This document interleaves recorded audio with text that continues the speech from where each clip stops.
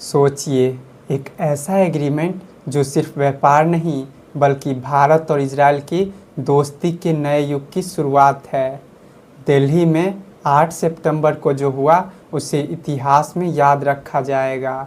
भारत और इजराइल ने साइन कर दिया है बायलैटरल इन्वेस्टमेंट एग्रीमेंट यानी BIA। लेकिन सवाल ये है, क्यों ये एग्रीमेंट इतना खास है और क्यों इसे भारत के लिए गेम चेंजर कहा जा रहा है। भारत और इजराइल का रिश्ता नया नहीं है। 1992 में दोनों देशों ने डिप्लोमेटिक रिलेशन बनाए थे। उसके बाद ये रक्षा, कृषि, साइबर टेक्नोलॉजी और वाटर मैनेजमेंट जैसे कई क्षेत्रों में दोनों देशों ने हाथ मिलाए।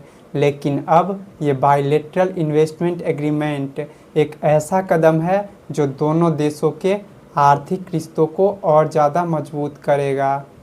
दिल्ली में 8 सितंबर को वित्त मंत्री निर्मला सीतारमण और इजराइल के वित्त मंत्री बेजलल स्मार्ट्स ने इस समझौते पर साइन किए।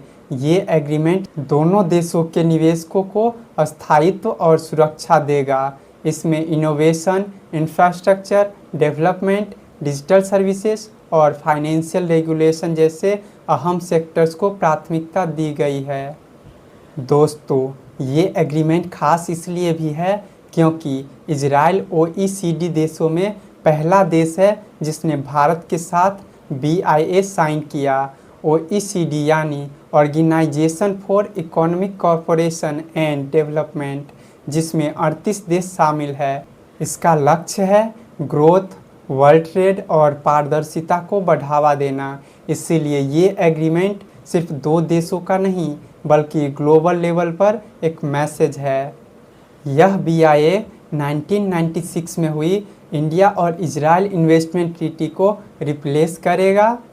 1917 में उस पुरानी ट्रीटी को टर्मिनेट कर दिया गया था और अब 2025 में जब भारत और अमेरिका के बीच टैरिफ और ट्रेड पॉलिसी को लेकर तनातनी चल रही है, ऐसे वक्त पर यह नया समझौता भारत की रणनीतिक समझ और आर्थिक स्वतंत्रता दोनों को दिखाता है। इजराइल में भी इस एग्रीमेंट की तारीफ हो रही है। इजरायली डिफेंस पॉलिसी एक्सपर्ट जकी शालोम ने कहा है, भारत से सीखना चाहिए कि कैसे राष्ट्रीय सम्मान की रक्षा की जाती है।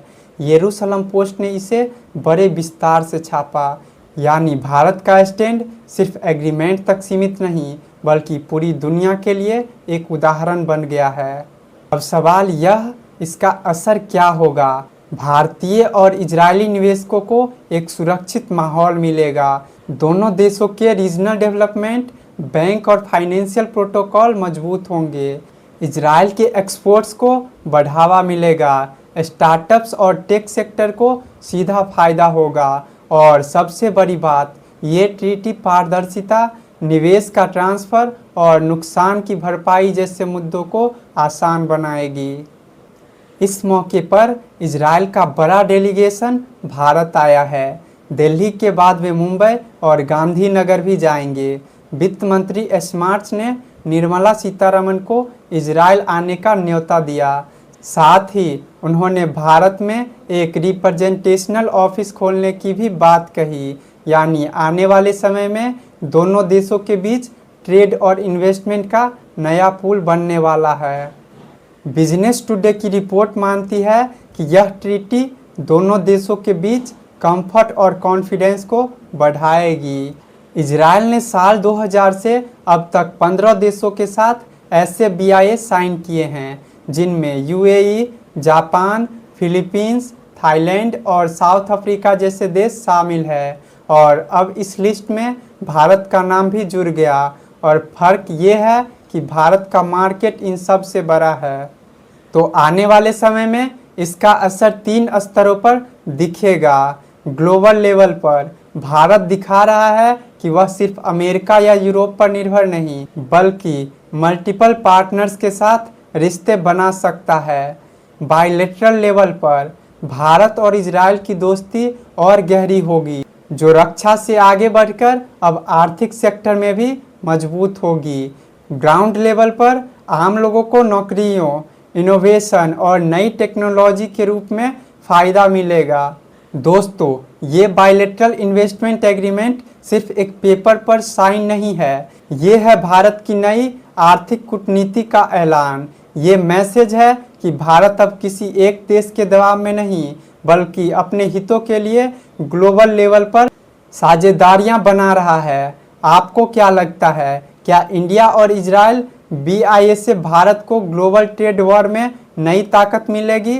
अपनी राय कमेंट में ज़रूर बताइए। मैं हूँ राजू भास्कर, आप देख रहे हैं वर्ल्ड वायर न्यूज़। धन्यवाद।